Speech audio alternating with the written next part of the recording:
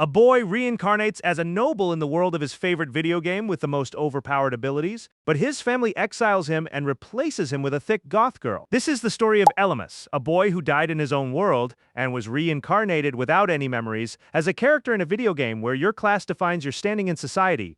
There exists a class known as the Heavy Knight, a defense-focused role, essentially a tank, meant to draw enemy attacks toward itself during battle in order to protect its allies. Compared to other defensive classes, though, it isn't very versatile, since its weak offensive skills make leveling up difficult. As a result, it's widely regarded as an unfortunately flawed class. Several years have passed, and Elymas is about to undergo the ritual of the divine blessing as heir to the Edvon family. Among those present is his father, who tells him not to worry, since after all, he is his son. With that, the priest begins the ritual. A magic seal surrounds Elymas's body, and the priest calls out Baptisma, a divine spell that will grant our protagonist his class.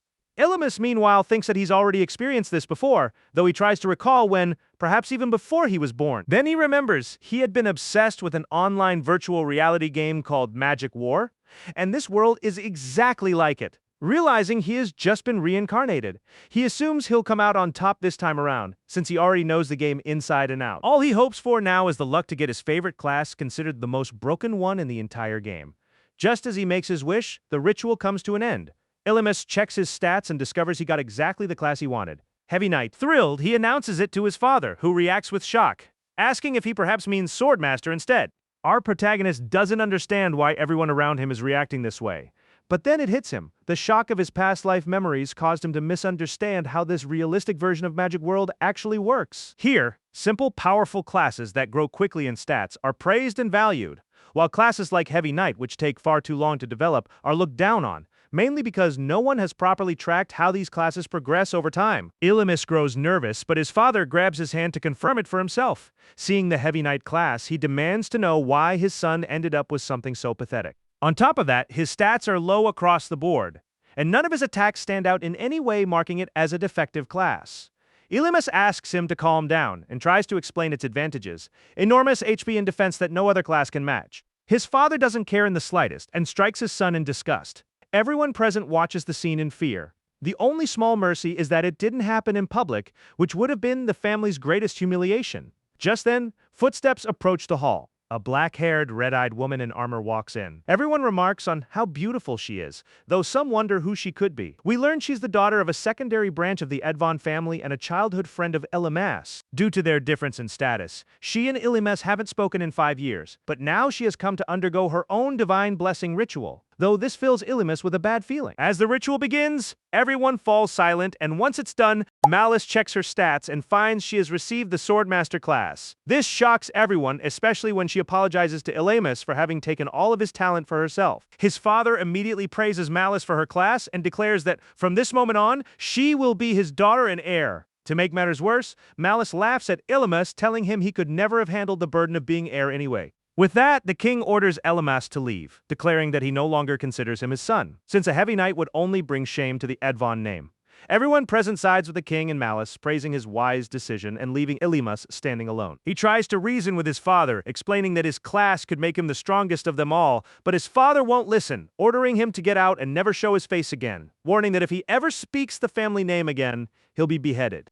With that, he leaves with Malice, who keeps laughing in Elymas's face the whole way out, every bit the spoiled brat she is. Later, Elymas is thrown out of the mansion. The butler apologizes for not having done anything to help and hands him a few coins to get by, while Malice watches him go from the window, thoroughly pleased with herself. The scene shifts to the city of Rondalm, a place known for being packed with adventurers. Elsewhere, a small, upbeat jester is excited to take on some quests, though the other two members of her party, a redhead and a pale-haired woman, treat her with contempt, leaving her discouraged. Meanwhile, our protagonist arrives in the city. After renting a room, he sits on his bed thinking about what a piece of garbage his father is for putting him through hell. In the end, he lost his house, his family, and his old life. But looking on the bright side, he still has the Heavy Knight class, supposedly the strongest one in this world. With that thought, he takes a look around, realizing that this world's history, setting, and even its cities don't match the game at all. Because of this, he decides to investigate further. First, he decides to test out his class and abilities, checking his stats in hopes that Heavy Knight is still as broken here as it was in the game. He goes through each panel one by one, confirming everything is exactly the same.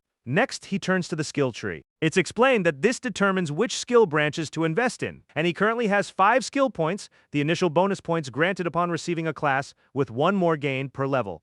It's mentioned that it wouldn't be an exaggeration to say that how you allocate these points determines your entire fate. There are 2 types of skills, fixed skills tied to each class, and skills assigned randomly when the character is created. Among his choices, Heavy Armor Oath is the only fixed skill, and it's considered the worst skill tree for the Heavy Knight. In truth, though, it's decently strong, just difficult to use, and many of its skills have limited applications. Defensive Reinforcement, meanwhile, is a fairly useful tree that grants no active skills but boosts defense. Finally, there's Basic Swordsmanship, which evolves into Advanced Swordsmanship with special equipment once fully maxed out. Without overthinking it, he puts all 5 skill points into Heavy Armor Oath, immediately leveling up that tree and gaining 10 extra defense points along with a new skill, Wall Reflex.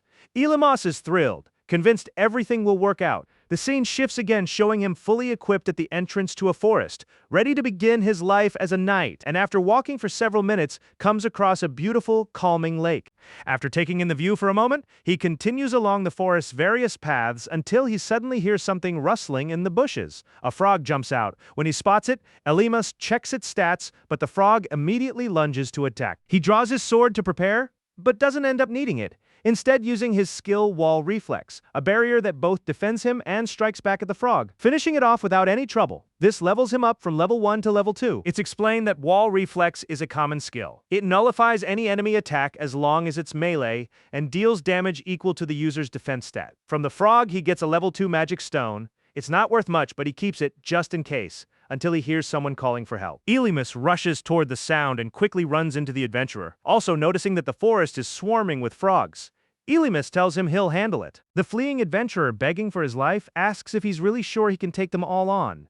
Even imagining Elymas must be some famous figure given how confident he seems. Elymas answers that he's not, in fact admitting that he only leveled up for the very first time today. Hearing this drains what little hope the adventurer had left after all. How could you trust your life to someone clearly weaker than you? It makes no sense to him that a total beginner could take down so many monsters, and he doubts even that heavy armor will be enough to protect Elymas from all of them. Elymas, for his part, stays completely calm. He explains that Wall Reflex isn't a perfect skill. The damage the wall deals when defending is equal to the user's own defense stat. So your defense absolutely has to be higher than the enemy's attack power for it to work. Otherwise, the wall's effect won't trigger, and you'll be left exposed. He notes that Wall Reflex can be unreliable and dangerous against very powerful or unfamiliar enemies. But since he's a reincarnator from the game, he already knows every creature in it. Remarkably, Wall Reflex cancels out the attacks of frog after frog, taking them down one by one. It turns out that thanks to his game knowledge, he had prepared in advance, boosting his defense through gear and tree bonuses, allowing him to now take on dozens of frogs at once. All of them fall before his powerful wall, leaving the adventurer stunned, unable to believe what he's seeing. He asks how Elymas managed to defeat so many frogs, and just who exactly he is. Elymas starts to answer with his name, but stops himself before giving his family name, remembering the warning that speaking it again would cost him his head. So instead, he simply says his name is Elymas, the Heavy Knight. The instant every frog vanishes, Elymas's level jumps from 0 to 8, and he also earns the title of Unshakable. Checking his stats, he confirms the system works just like the one in Magic World. The adventurer he had rescued introduces himself as Aris and shares his story. He'd been told that if he couldn't reach level 3 on his own, no party would accept him, so he's deeply grateful for the help. Elymas brushes off the thanks, since he leveled up too, though he does intend to keep the magic stones for himself, which Aris is fine with. Aris then asks if Elymas would consider forming a party with him, since both of them are low level, and nobody wants to trust them with solo missions. Aris's own defense-oriented class, making him even less desirable as a partner. This brings back memories of how he reacted upon learning Elymas's class, but Aris sees him as amazing, and is confident they'd make a great team, promising to change everyone else's minds too. Still, Elymas would rather continue alone. Aris doesn't quite understand this, since it's obvious that a defense class would make solo leveling nearly impossible. Elymas doesn't really listen though. He apologizes and admits Aris has a point. He explains that defensive classes tend to shine by drawing enemy attacks and shielding allies, but dragging a group along means splitting experience, something that doesn't suit him, since he also wants to collect items, skills, and titles. Besides, he has no time to waste babysitting anyone. With that, Elymas continues on his way while Aris tries to talk him into changing his mind, only to be ignored until Elymas suddenly stops and turns around. A confused Aris looks up and notices something strange lurking above them. Suddenly, a giant spider drops from the trees and charges at them. Aris collapses to the ground, frozen with fear. Elymas checks its stats and discovers it's an Arveep, a monster with double his current level, putting him at a clear disadvantage in both level and abilities, especially against its slowing poison and flaming claw attack. Elymas considers different ways to neutralize it, but concludes none of his defensive options will really help. Rotten luck. Still, Aris gets back up and, despite his fear, offers to buy time. Noticing this, Elymas reassures him and moves toward the monster. With Aris shouting encouragement, Elymas opens his stats and invests the points he's earned into his branch, gaining the disarm skill, which temporarily reduces an enemy's attack by 20% on a successful hit. The fight begins as the spider lunges at him, but Elymas dodges. The spider then starts rolling, bouncing off the trees before slamming its legs down. Elymas evades again, and while blocking and deflecting each attack, notes that he's already read its attack patterns and range, so it won't get the better of him so easily. The spider slams a leg into the ground, forming a magic circle, then prepares a second spell from above and fires a poison beam at him. Rather than dodge, Elymas decides to tank the hit like a proper tank should. The spider's blast pushes him back slightly, but in that same moment, Elymas lands a disarm, slicing one of its eyes. The cut itself does no real damage, but it should weaken its attack. Enraged, the spider readies its flaming claw strike. Aris screams for Elymas to dodge, but it's too late. Elymas stands completely still and takes the hit head-on. Aris watches in despair, certain it's over. But as the smoke clears, Elymas walks out completely unscathed. He explains that the poison beam cost the spider 7 mana points, the flaming claw another 5, leaving it with only 4 mana remaining, meaning it can now only fight in melee. It tries to attack, but Elymas lands a second disarm, cutting it again and reducing its attack by 40% total. Meanwhile, his unshakable trait boosts his defense by 10% for holding his ground, evening the odds further. Despite the steep level gap at the start, Elymas overcame it through pure knowledge and strategy. His next move is to create distance, plant himself firmly, wait for the spider to attack, and use Wall Reflect to secure the win. Having defeated it, his level jumps from 8 to 12. The system informs him he can't add more points to Heavy Armor Oath. For now, though, it automatically levels up to 15, granting him the Repel skill. With that, he's finally unlocked all of his basic skills, which makes one wonder just how strong his ultimate will be. Aris again asks just what exactly Elymas is, having just watched him solo a spider that outclassed him. Unfortunately, poor Elymas ends up poisoned from the fight, so Aris helps him back to the city. Once there, the two part ways. Elymas goes to rest, but nightmares of his father plague him, and he wakes up remembering how Malice once looked down on him. The next day, Elymas heads to the Rondalm Adventurers Guild to register as an adventurer. Inside, we see him getting in line to sign up, with other adventurers nearby overhearing him. One of them laughs upon learning he's a heavy knight, but Elymas ignores it. Once his registration is complete, it's explained that there are 7 adventurer ranks, from F up to S, and reaching dungeon-eligible status requires rank E. It's also explained that his rank limits how many points he can invest into his class branch, so he plans to rank up as quickly as possible. The other adventurers laugh, assuming he's looking for a party. The receptionist, a bit awkwardly, explains that not many groups are looking for a squire, so it might take some time to find him one.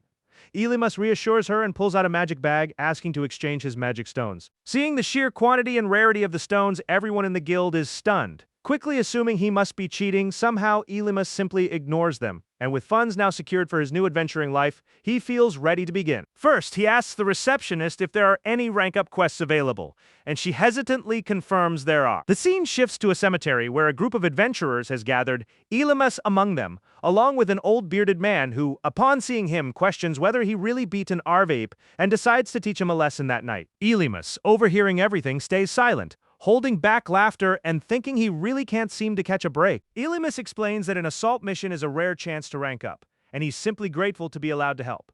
That's good enough for the old man, Gauton, who gets everyone moving. The hat-wearing mage, Till, uses his detection magic to scan the area for creatures and reports a horde of 30 enemies, hoping this skill will finally earn him his promotion to rank E. He then turns to Elymas, mentioning that his behavior has sparked several rumors around the guild. Elymas listens, but only to analyze Till's class. Till is a red mage with solid physical stats, capable of learning both offensive and healing spells. Till laments Elymas's class choice, to which Elymas replies that he's proud of what he is, making Till visibly uncomfortable. Yeah, they don't know yet. Illimus adds that red mages are notoriously hard to manage. They seem capable of everything, but back in the game they were heavily overshadowed. Naturally, though, people in this world tend to prefer easier, more straightforward classes. After this, Gauten runs through the mission briefing. The horde of undead is led by a necrophage head. Since Gauten is rank D, he'll handle it personally, but everyone else needs to watch their own backs. This worries the group, since the head is around level 30 and its breath can revive corpses, though Gauten himself is around level 40, so he should win. Still, rookies who might panic under a leader who won't be watching over them could be a real problem, putting their overall survival odds at around 80%. Because of this, Ellimus asks Gauten for clearer instructions. Since they can't just blindly trust the mission report, if something unexpected happens, it'll already be too late. Gauten bristles at being told what to do, but Ellimus speaks for the whole group, saying they don't trust their own low levels and need guidance. Grumbling, the bald man agrees at that point, though the blonde guy steps in and tells Ellimus that only broken, defective classes like his actually need that kind of hand-holding. The other adventurers stay quiet, but murmur among themselves that they needed the instructions too, right? As that guy is mocking Ellimus, both he and Gauten notice something off. Sure enough, the undead begin to emerge, and mid-sentence Gauten shouts for everyone to get up and clear a path alongside Paul. Meanwhile, Illimus studies the situation and the giant monster, ordering the other adventurers to handle the head's undead followers. They flatly refuse, worried they'll get surrounded and killed. The Heavy Knight sympathizes. None of them have ever faced a horde like this, let alone terrifying undead without any real instructions. As the zombies keep pouring in, Illimus orders them to form teams of 3 so they can watch each other's backs. They agree, but ask what he plans to do. Illimus says he'll pull the zombies' attention until they can regroup. One of them doubts he can manage that alone, being a slow Heavy Knight. Just then, an undead appears behind him with unsettling speed. It reaches him and tries to attack alongside others, rushing him at once, but one by one, Illimus repels and disarms them. He follows up with Wall Reflect, sending the zombies flying. He tells the group not to worry, he'll keep drawing the undead's attention, but to alert everyone immediately if anything unexpected happens. He continues clearing zombies, and the rookies watch in awe as he single-handedly takes on the horde, leveling up to 16 in the process. Confident in his use of Repel, Illimus finds fighting them highly efficient. Checking his stats confirms how fast he's leveling, and his skill is so impressive that the rookies end up more afraid of him than of the zombies themselves. Inspired, the rookies start fighting too and clear out most of the horde. They ask Illimus if they should go help Gauten, but he's not that reckless. He knows the head is far above their level and trusts Gauten to handle it. Cutting to Gauten's fight, the head can only fight in melee, and Gauten sweeps it across the cemetery before landing a solid axe strike. The head crumples to the ground, then lets out a scream that raises more undead. Gauten orders Till and Paul to draw the zombies' attention, but they hesitate like cowards, though their fear is really about getting caught up in Gauten's fight. Meanwhile, Gauten dodges an attack from the head, then rushes in and uses Rockbreaker on it, making the creature writhe in pain. Illimus checks its stats and realizes just one more hit should finish it off, but the zombies start closing in around Gauten. One of the adventurers asks if they should attack the zombies, and Illimus says no. Right then, they watch the head devour the zombies indiscriminately. Checking stats again, Illimus sees the monster's health regenerating, realizing it has a corpse consumption skill. Extremely rare for a necrophage head, but something feels off since it shouldn't need to eat that many undead just to heal. At that moment, the head rises and unleashes a powerful roar. Seeing Gauten charge in for the attack, Illimus screams for him to back off, but the ponytailed old man doesn't listen. Just as he's about to reach the head, it releases a burst of energy. Its body growing more muscular, signaling its evolution from necrophage head into a maddened head. Yeah, things just got a lot worse. Everyone is stunned, while Illimus scrambles to figure out what to do. It's explained that evolution is a rare phenomenon that occurs under specific conditions, mainly involving monsters, awakening dormant abilities, and transforming into new species to escape dangerous situations. Something practically unheard of in Magic World. So all Illimus can conclude is that they got extremely unlucky. Realizing the danger, he shouts for Gauten to get clear, but the old man doesn't have time, and takes the monster's breath attack head-on. Seeing this, Illimus orders Till to distract the creature. Till freezes in terror, protesting that attacking it will get him killed. Illimus reminds him that if Gauten falls, they're all finished, right? Then, Gauten takes a massive hit that sends him flying, and the paralysis from the breath attack intensifies. Pinned to the ground and unable to move, he watches the monster close in, preparing to finish him off. Before it can land the blow, Illimus rushes in and blocks the attack. Ordering Till to get Gauten and cure his paralysis, Till shouts back that he can't. Instead of unlocking that skill, he chose to upgrade his attack power. Illimus is understandably disappointed by Till's garbage build, but tells him to get Gauten somewhere safe to heal, regardless. With that handled, Illimus starts studying the monster and its abilities, concluding he just needs to hold out until Gauten can rejoin the fight. Without hesitation, he draws the monster's attention and readies himself. The other adventurers watch in disbelief, since he's still technically just a rank F adventurer. One of them, assuming he's doomed, tells the others they need to run. Back with Elymas, hearing them flee actually relieves him, since now he won't have to protect anyone else. At that moment, the head lets out another powerful roar, reminding Elymas that a single mistake here means death. The head bulks up further and swings a fist at him. He dodges with a jump, retreats, then sprints off across the cemetery, the head chasing immediately behind. It stops abruptly when he vanishes from sight. Scanning the cemetery, it sees no one, but Elymas is sprinting behind the gravestones. The head tracks him with its eyes, refusing to lose sight of him. Elymas throws a rock as a distraction. The head turns toward the noise, and he darts out to strike from behind. The head reacts instantly and swings at him. He barely escapes with a jump and readies his guard, but the head has vanished again. He scans around, focusing to locate it, only for it to burst up from the ground right behind him. He turns just in time, but this time the head connects, sending him bouncing across the ground and crashing through several gravestones. Everyone watching admits the level gap is genuinely terrifying. Elymas drops to his knees, propping himself up with his sword. Under any other circumstances, he'd have avoided this fight entirely. But now, he has to take the risk to win and survive, and despite the fear, the thrill of pushing his limits actually excites him. Getting back up, he immediately charges forward, cracking the ground beneath him. One adventurer wonders aloud whether a heavy knight could possibly keep pace with a monster like this. His companion calls it ridiculous, certain the miracle will end sooner or later. Elymas attacks and dodges but can't land a real hit. More than anyone, he knows the head could land a devastating blow at any moment, and he needs to counter before that happens. With that in mind, he dumps all his points into leveling up basic swordsmanship to level 5, unlocking Precision Strike, a skill that lets him land a heavy blow against high defense targets. The fight resumes. The head attacks, but he guards with Repel, closes the distance, dodges around behind it, and lands a precision strike straight across its back. Everyone watches, stunned, as Elymas gauges the outcome and notices the monster growing even more enraged. He explains that Precision Strike trades sword range for raw damage, which is why it's usually considered a weak skill, but for a high defense, low damage class like his, it's actually quite useful, though still not enough to take this creature down alone. He keeps attacking and repelling as the head grows increasingly feral. But that's where his turn ends, because Gauton, having healed up, reappears and finishes the head off with his Dragon Slayer slash. The adventurers cheer the victory, while Elymas sighs in relief, jumping 7 levels in the process. Gauton, for his part, reflects on how unusual it is to see a rank F adventurer survive a monster of that caliber. Elymas thanks Gauton for saving them, but the old man stays quiet for a moment before apologizing for his own incompetence. As thanks, he offers Elymas the monster's entire drop. Looking at the magic stone, Elymas assumes it's worth a fortune and asks Gauton if he's sure. Gauton confirms it, though. He pauses thoughtfully when he sees the shield. The monster dropped. Elymas asks if he wants it instead. Gauton declines, reaffirming his decision to hand everything over, though he can't resist checking the item's description. Reviewing it, Elymas discovers it can block attacks and boost the power of his next strike, and that it's worth 3 million gold. Catching the bald man's attention later, Elymas talks to Gauton about his promotion. The old man reassures him, promising he'll tell the guild to rank him up, and that anyone who objects will get a good beating. Yeah, this old man doesn't mess around. At that point, Till approaches, asking about his own promotion.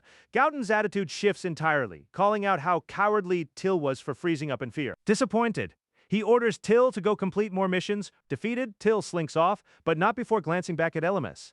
Dawn breaks, and the group heads back to the city and the guild. The receptionist hands out the mission rewards. First a bag containing 130,000 gold, then another with 200,000 for the 10 magic stones, and finally an additional 600,000 coins for the stone from the evolved necrophage head. Seeing that total, the other adventurers are floored. The old man laughs, congratulating Elymas on such a haul. Hearing this, the other adventurers start questioning whether the heavy knight somehow cheated. Even the receptionist asks Gauton to confirm everything's legitimate. Elymas simply ignores the comments, but Gauton loses his patience, slamming the table and shouting at everyone, demanding to know if they're questioning his judgment on approving the promotion. Afterward, they leave the guild, and Elymas thanks Gauton for all his support. The old man accepts the thanks and heads off without much else to say, now free. Elymas considers what to do next now that he's reached rank E. He could head into dungeons to earn more gold, but notes that Wall Reflect scales with defense and is really only strong early on. So for now, he should focus on leveling up. But if he truly wants to become strong, he needs to track down the grimoire known as Fang of Latent Madness. Grimoires help unlock powerful skills, but are notoriously hard to find, though well worth the effort. If he could combine his heavy armor oath with that grimoire, both would max out his defensive class, transforming the heavy knight from a mere shield into a human weapon. That grimoire, Fang of Latent Madness, is the key to unlocking his class's full potential. As Elymas continues on his way, he begins searching the city for his grimoire, stepping into a shop for adventuring supplies lined with shelves of potions and other gear. He buys 3 healing potions for 72,000 gold, a price far steeper than in the game. While there, he asks the shopkeeper where he might buy grimoires, since he hasn't come across a single store selling them so far. He mentions that without that grimoire, continuing to fight with his class would basically mean playing through a tutorial forever. The shopkeeper looks at him confused and asks if he only recently got his class, explaining that buying and selling grimoires is actually illegal, while people are allowed to use any grimoire they acquire.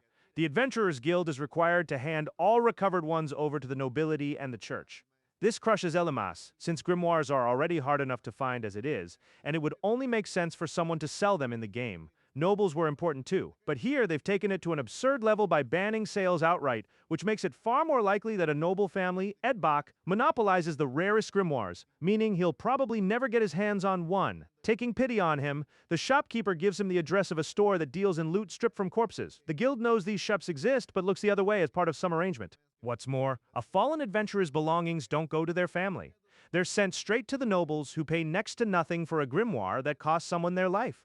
Ilimas feels sick hearing this. Before he leaves, the shopkeeper asks him not to tell anyone she gave him that information. Leaving Ilimas even more determined never to mention he's technically noble himself, he crosses the entire city until he finally reaches the shop. Walking in, he's hit with thick, suffocating smoke, but after looking around, he confirms the place does have grimoires. Out of nowhere, an old woman appears and tells him to leave, making it clear the broken grimoire shop isn't meant for novices like him, though she does let him browse the ones on the shelves anyway. Ilimas picks up a basic archer grimoire and, checking it over, finds it costs 2,500,000, far more than in the game. He realizes prices have skyrocketed because the nobles have been hoarding them. The old woman mentions she sells this one for 3 million, which stuns him, but she explains the price reflects the risk involved in acquiring it. He briefly considers selling his demonic shield, though he doubts it would cover a grimoire this rare. Yeah, he's basically broke, but it's not the end of the world. After going through nearly every grimoire in the shop, he finds one that's essential to his class's skill tree. Excited, he approaches the old woman and asks the price. She names 50 million, leaving his jaw on the floor. With no other option, he asks her to hold it for him until he can come back with the money. She agrees without hesitation, but demands an extra 5 million on top. Back out on the street, Ilimas tries to figure out how to raise that kind of money, since it's roughly 60 times what he earned from the headhunting mission. He notes that the only people who'd even want the Fang of Latent Madness are heavy knights and death-defying combat addicts. And given how rare it is, the price is absurd. His first option is farming rare chests in dungeons, but that means constantly fighting enemies, which isn't exactly a heavy knight's strength. His second option is grinding weak monsters, but that would take way too long. Other options include improving his swordsmanship or picking up grimoires that develop his skills further, but those would become worthless once he gets his hands on the real grimoire, effectively wasting his points and leaving him even more frustrated. He also considers that heavy knights aren't in high demand, but after the headhunting mission, word may have spread and someone might actually want to team up with him. Right then, he overhears an adventurer bragging about finding a bloodstained sword, which he plans to sell for 2 million. Within that adventurer's party is a jester. Without her, they wouldn't have gotten the sword in the first place, though the other two members are ignoring her entirely. Ilimas identifies each of their classes: a swordsman, a thief, and the jester as a Pierrot. The swordsman cuts in, reminding her that the sword only dropped after countless dungeon runs, so he doubts it had anything to do with her. The jester concedes the point somewhat, but asks that they keep running more dungeons so they can see just how much she's actually helped. The swordsman, however, tells her she's out of the group and won't be getting paid. The jester goes pale, pointing out that just like them, she risked her life fighting on the front lines, asking that they at least give her a tenth of the earnings. The swordsman considers it, then says that even if she takes risks, her attacks don't actually do anything. She just scatters a few hits and nothing more, dismissing her as dead weight. On the verge of tears, she counters that if she doesn't have more skills, it's because she distributed her points exactly the way he told her to. She asks if he doesn't think it's a little cruel to say that now, after they've made money off the loot. The swordsman steps closer and coldly tells her that her only real problem is dragging down his share with how useless she is. He adds that his suggestions were just that, suggestions. He never forced her to allocate her skill points that way, so he can't believe she's now demanding payment for contributing nothing. Ilimas, listening closely, notes that bad builds and arguments like this were common back in Magic World, since even if you allocated skill points to support your party, any changes down the line could make those choices meaningless. At that point, Klein throws 100,000 coins at her and tells her to get lost, saying he doesn't want to look at someone so pathetic anymore. Despite everything, the Pierrot apologizes to them, but he doesn't accept it, simply wishing her luck finding her next group. Having overheard the whole exchange, Ilimas starts wondering about the skill tree the Pierrot had been building. He recalls her mentioning that her skills were what let them get that bloodstained sword in the first place. Thinking it over more seriously, he wonders if she might actually have the exact tree he suspects. because if so, it would be absurdly overpowered. Realizing this, he chases after the Pierrot and with an unmistakably creepy grin, asks her to form a party with him, leaving both her and her former teammates completely stunned, offering an 80-20 split of earnings. Rusha assumes the 20% must be for her and protests it's too little, even though she'd been begging for just 10% before. Ilimas clarifies that the 20% is for him and the 80% goes to her. Her ex-teammate scoffs, calling this nonsense, but before the negotiation goes any further, Rusha timidly asks Ilimas if he could let go of her hand. Right then, the swordsman cuts in, demanding to know who the hell Ilimas even is. Ilimas introduces himself and explains that he overheard their whole argument about kicking Rusha out, and since she's free now, he wants to recruit her. The swordsman laughs it off, calling him crazy, pointing out that Rusha is terrible in combat and can't level up the normal way. None of that matters to Ilimas, since he already knows the other advantages she brings. Irritated by his stubbornness, the swordsman says, fine, he can keep her. Rusha was never anything but dead weight for the team anyway. Ilimas replies that he doesn't need anyone's permission to take her with him. This angers the swordsman, making both Rusha and the thief visibly nervous about what might happen next. The swordsman steps up, standing right in front of Ilimas, and points his sword at him, demanding to know his level, and whether he's already with the group. Ilimas answers firmly, a level 23, rank E heavy knight, no group. Given that level, the swordsman assumes Ilimas must have real experience, which should mean he already knows exactly how useless Rusha is, especially at only level 13. Ilimas repeats that he doesn't care. The thief, Reese, calls Klein over, pointing out how strange it is for a rank E to want someone like Rusha, suspecting she might have skills they simply never noticed. The swordsman still doubts she's useful, and doesn't believe a heavy knight could reach that level without a party, figuring it's probably safest to just hand her off to someone else so no one suspects they dumped her. In this touching moment, Klein sarcastically applauds Rusha on her new group, then kicks the coins on the ground toward her, calling it her farewell gift. The Pierrot reaches to grab them, but Ilimas stops her, turning to Klein and telling him to pick them back up himself since it's rude to leave coins scattered like that, and calling it a gift is a bad joke anyway. He then tells Rusha they should get going. She hesitates since it really is a lot of money, but Ilimas advises against taking it, since it would leave her owing a favor to trash like them. This irritates Klein, who simply sends them off with a string of insults. As our protagonists walk away, Klein is about to leave too, but Reese asks if she can keep the coin. Klein immediately spins around, scoops every single one back up, and shouts that they're his. After all this, Ilimas and Rusha head to a restaurant there. The Pierrot takes the opportunity to thank him again, and asks whether the real reason he defended her was because he'd fallen for her. She admits she's been thinking it over, and after a while concluded he must have fallen for her at first sight, since she can't think of any other reason someone so strong would take interest in her. Caught up in her own fantasy about their possible romance, she suggests they could start off as friends and take things further. From there, Ilimas cuts her off, asking bluntly whether she has the Great Fortune's skill tree. This leaves the Pierrot completely confused. Unsure how to respond, the scene shifts to the forest. Ilimas explains that in Magic World, dungeons are the nightmares of Alxeres, the sleeping god of creation, a being who spent an eternity creating countless gods and worlds out of nothing, but eventually lost his mind and was sealed away by the very gods he'd created. Ever since, his nightmares have bled into reality, forming portals that spawn monsters and other aberrant creatures. While Rusha is still processing all this, they arrive at a dungeon entrance, and she grows visibly nervous. She pulls up her stats and asks if he really wants her in his group. Being honest, she asks him to drop her as soon as possible, not wanting to build up false hope only to end up disappointing him, showing off her dice thrust skill. She admits she can't even land the maximum bonus on her attacks, regretting not choosing reckless acrobatics or investing points into offensive reinforcement instead. Ilimas tells her it's not an issue. He repeats that he needs her specifically. Nervous, Rusha asks what he even means, since she's terrible at reading between the lines, and won't understand unless he spells it out. So he does. They're going to earn 30 million gold, and he's going to get her all the way up to level 30, which only confuses her further. With that, they step onto the dungeon portal and are transported elsewhere. The recommended level for this dungeon is 50, but Ilimas already knows exactly which monsters they'll run into as they progress. He explains they won't be putting themselves in any real danger.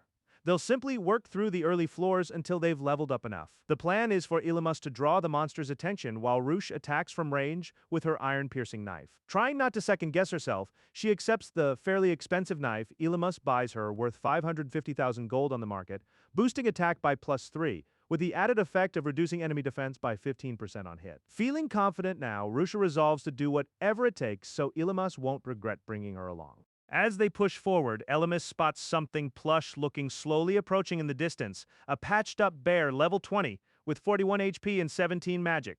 Rusha says it looks huggable, but seeing its level kills that urge instantly. Ilimas notes Rusha can probably survive 2 hits, but a critical hit could kill her, though he could interrupt the attack by breaking its balance beforehand. She asks how he knows so much about this and whether he just really likes bears. He answers, somewhat pained, that that's not it at all. The fight begins. He'll handle blocking its attacks while Roosh strikes its blind spots, though she needs to stay alert for its claws and fangs. With that laid out, they get into position. LMS uses Shadow Grip to pin the bear in place. Roosh moves in, not quite registering the danger, feeling a little sorry for it, right as the bear suddenly transforms and lunges at Elimas. He neutralizes it with ease and tells her to finish the job. Roosh goes all out and takes the monster down, but panics when it doesn't drop anything, immediately worried she'll get kicked out of the group.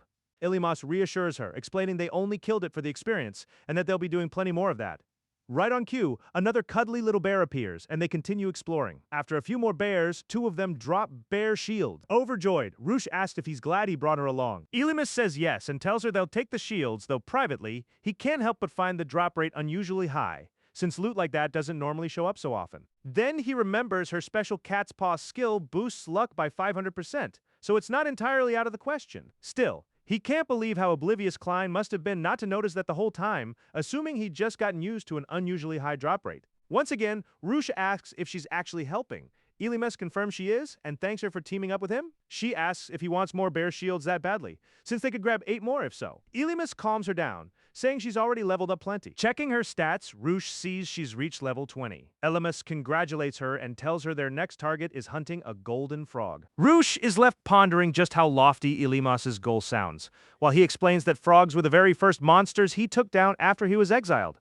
Frogs are the most common monsters around, making them extremely weak and among the most well-known creatures in Magic World. Plenty of variants exist, but their real target is the golden one, given where they're at. For now, they'll just farm whatever this dungeon offers. Even though the golden frog is notoriously hard to find, the time spent hunting it is worth it, since it usually drops incredibly valuable items. Another advantage is that its attack and magic stats are extremely low despite its high level, and to make things even easier, it has no offensive skills whatsoever, meaning it can't fight back at all. In other words, it's essentially defenseless in combat, if not outright unable to fight. Even so, the experience and loot it drops are valuable enough that this monster is truly one of a kind.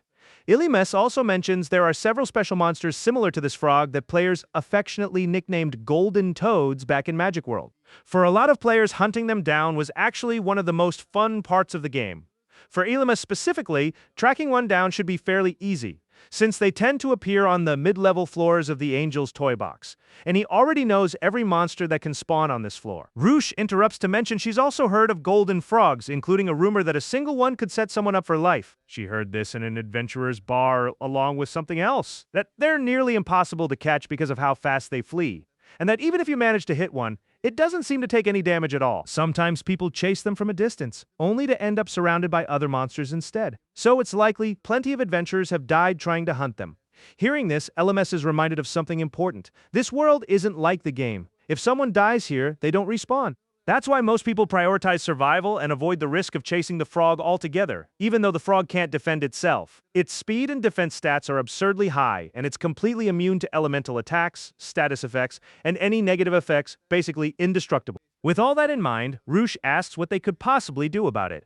She recalls that her knife is effective against high defense monsters, but even that wouldn't be enough to so much as make the frog limp, adding that its speed alone would make it impossible to even get close. Ilimus agrees. The frog's speed sits at 67 points and its defense at 200, meaning the knife's 15% bonus penetration wouldn't do a thing. Even though Roosh's Pierrot class is fast, the frog is still twice as fast as her and 3 times faster than Ilimas. Not even his wall reflect would land a single point of damage. Giving all this, Roosh asks if he really thinks this is possible. Ilimes tells her not to worry, since he already has a plan. The frog's extreme defense is actually its weak point. She asks if he genuinely has some attack that could hurt it. He simply smiles and tells her he's counting on her. She asks, surprised, if she's really the one who'll handle this. He confirms it. After all, she should have 8 new skill points from leveling up just now, which he wants her to put into the Reckless Acrobatics branch, unlocking 2 skills that are key to his strategy. Roosh thanks him for having so much faith in her, but doubts she can actually pull it off. Right as she says this, a gift box monster leaps toward them. Ilimus reacts instantly, repelling the attack. He immediately tells Roosh to run. She asks if they shouldn't finish it off instead.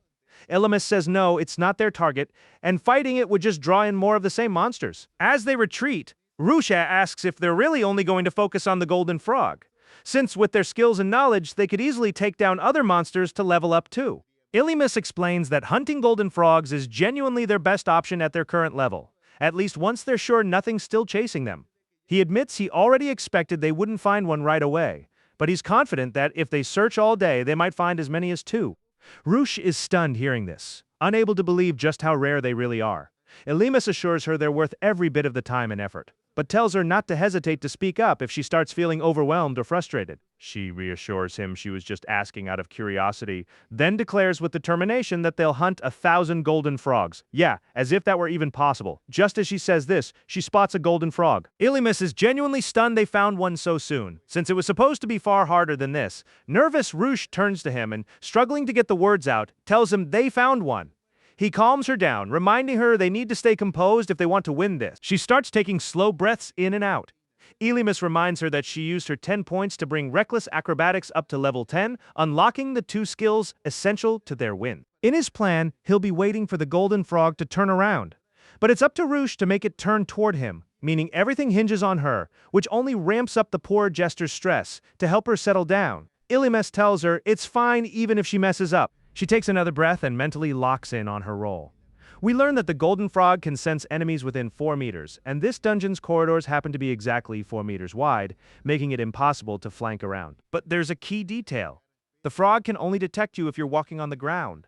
This is where Roosh comes in. Using her acrobatic footwork, she's able to run along the walls and ceiling, dropping down from above to land right in front of the frog. Startled, it tries to flee forward, but Roosh blocks its path with duplicate illusion, summoning 4 clones of herself. Since the corridor is narrow, the frog has nowhere to run and can't handle facing 4 opponents at once. While the frog is technically immune to blindness or hallucination effects, duplicate illusion slips past that immunity. Since it doesn't directly affect the frog itself, it just confuses it, making it unable to tell which one is real. This exposes the frog's true weak point, cowardice, and it's exactly what makes Illimus's shadow grip work against it.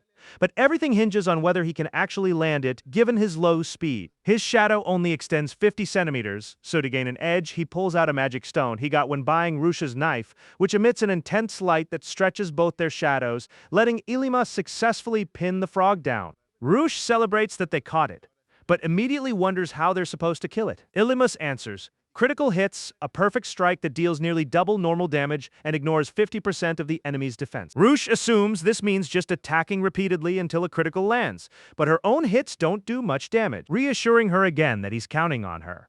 Illimus explains that landing critical hits requires both skill and luck, and right now he can't attempt any himself since he's stuck holding the frog in place. Roosh points out she hasn't landed a critical hit either. Illimus acknowledges that would be true with normal attacks, but she now has her signature skill, Dice Thrust. Hearing this, Roosh is reminded of Klein's dismissive words, which stings a little. To break it down further, Dice Thrust is, appropriately, a thrusting-type skill where a 6-sided die is rolled, granting an additional effect depending on the result. Remembering exactly how it works, both Roosh and Illimus get fired up, confident they can land a critical hit. As Roosh rolls the dice, Illimus explains that landing a 6 would multiply her attack by 1.3, guaranteeing a critical hit, bringing the total damage multiplier to 1.95 times normal. On top of that, the knife's 15% penetration stacks with the 50% penetration from the critical hit itself, meaning a roll of 6 would multiply her attack by 1.95 while reaching 65% total penetration. Despite all this, Roosh still questions whether it'll actually work. Illimus tells her that even a skill that only shines in very specific situations or takes time to prove its worth is never truly useless, and advises her not to let other people's opinions get to her. With that, he asks her to lend him her strength so they can keep moving forward as adventurers. Roosh finally makes up her mind, motivated by his words, and promises to give it everything she has so she won't let him down. With that, we watch her charge at the golden frog and use Dice Thrust, landing the maximum multiplier and scoring a critical hit. In a single strike, the frog collapses and drops its gems. Roosh freezes in disbelief, stunned that it actually worked. At the same moment, she levels up to 27. While Illimus reaches level 30, he congratulates her on taking down the frog, mentioning that experience isn't the only reward. There's also a 50% chance the monster drops an item upon death. Right then, the frog's body begins to dissolve. The two notice something unusual inside, and as Roosh steps closer to look, they see it's a weapon. A gleaming frog ornamental dagger, its description listing plus 12 attack and a market value of 17 million gold. Naturally, our protagonists erupt in excitement, thrilled that their very first kill dropped a gleaming frog ornamental dagger.